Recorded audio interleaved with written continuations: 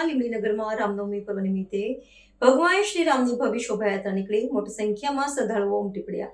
દાહોદ જિલ્લાના લીંબડીનગરમાં રામનવમીના પાવન પર્વ નિમિત્તે ભગવાન શ્રી રામની ભવ્ય શોભાયાત્રાનું આયોજન કરવામાં આવ્યું હતું। સાંજના સમયે નગરના મુખ્ય માર્ગો પરથી પસાર થયેલી આ ધાર્મિક યાત્રામાં ભારે ભક્તિભાવ અને ઉત્સાહ જોવા મળ્યો હતો। મર્યાદા પુરુષોત્તમ ભગવાન રામના જન્મોત્સવને વધાવવા માટે સમગ્ર નગરમાં અનેરો ઉમંગ છવાયો હતો અને લોકોએ સ્વયંભૂ રીતે આ ઉત્સવમાં ભાગ લીધો હતો। આ ભવ્ય શોભાયાત્રામાં વિશાળ સંખ્યામાં શ્રદ્ધાળુઓ અને નગરજનો જોડાયા હતા। સંગીતના સુમધુર તાલ અને વાજિંત્રોના નાદ સાથે યુવાનોએ ભારે હર્ષોલ્લાસપૂર્વક ભાગ લીધો હતો। સમગ્ર વાતાવરણ જય શ્રી રામના ગગનભેદી નારાઓથી ગુંજી ઉઠ્યું હતું।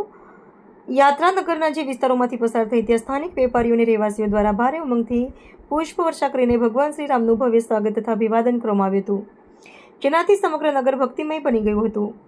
આ ધાર્મિક કાર્યક્રમ દરમિયાન કાયદો અને વ્યવસ્થા જળવાઈ રહે તે હેતુથી સ્થાનિક પોલીસ તંત્ર દ્વારા કડક સુરક્ષા વ્યવસ્થા ગોઠવવામાં આવી હતી।